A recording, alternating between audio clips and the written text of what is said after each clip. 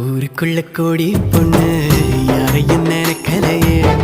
முந்தன் முகம் பார்த்த பின்ன எதுவும் பிடிக்கலையே.